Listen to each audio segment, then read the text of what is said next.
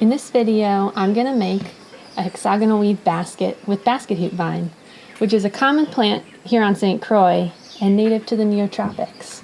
Trichostigma octandrum is the Latin name, and it has purplish black berries, alternate leaves with pink leaf stems, and silver gray smooth bark when young, but when it gets older, the bark changes dramatically. It gets rougher, it gets softer, almost corky in texture.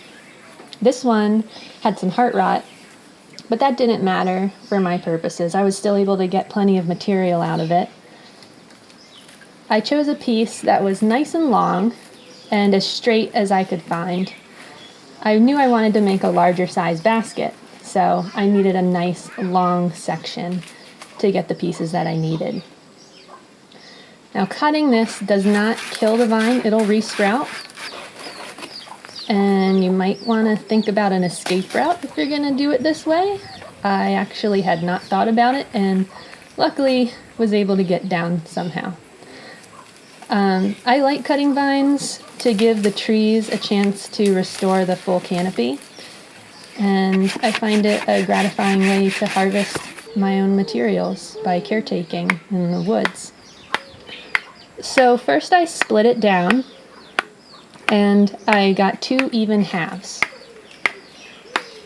The first split is always the hardest because you're splitting through a larger amount of mass.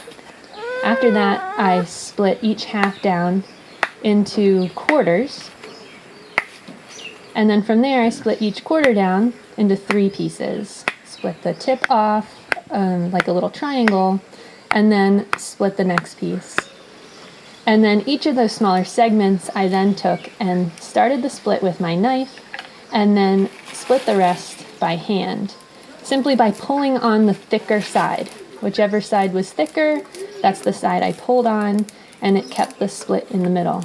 If you have sensitive skin, make sure that you wear a long sleeve shirt because you might get a rash.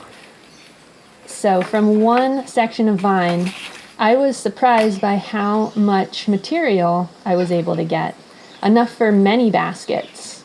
I used the biggest pieces for this particular basket because I wanted to make a laundry-sized basket. And first I evened them out so that I'd have pieces of even width and even thickness so that I could have a more symmetrical weave. I soaked them before weaving just to make them more pliable. There are a lot of good instructional videos out there that you can already find on YouTube, step by step, how to make a hexagonal weave basket. So I didn't feel the need to repeat all of that here. I just wanted to show how you can do this with basket hoop vine. And basket hoop vine, basket whisk, there's so many names for this plant. There's as many names as there are islands in the Caribbean. So don't get confused by common names. In fact, those same common names can be used for different vines other than this one. So if you're researching this vine, it's best just to go with the Latin name, Trichostigma octandrum. So first I did the base of the basket, and once I had it to the size I wanted, I made sure that the sides were even. And then I also made sure I didn't make the base too big for the length of materials that I had. Then I soaked the edges with some wet pillowcases so that they would be nice and supple and I could bend the sides up without them cracking or fraying. Historically, people used this vine to make fish traps. But of course nowadays with modern fish traps, that knowledge has fallen by the wayside, unfortunately. Few people now are familiar with this plant and still fewer know how to use it. So hopefully we can bring that knowledge back because this is a really fun plant to use and you can do so much with it. For me, this was a bit of a trial and error process. I had never seen anybody process this plant or weave this plant before. So I was going off of previous experience with wood splints. I'd pounded ash logs before up north and done wood splint basketry before. And I found this to be very similar in the way it feels in your hands and the way you can weave with it. So I was able to split out some very small pieces to also do the rim.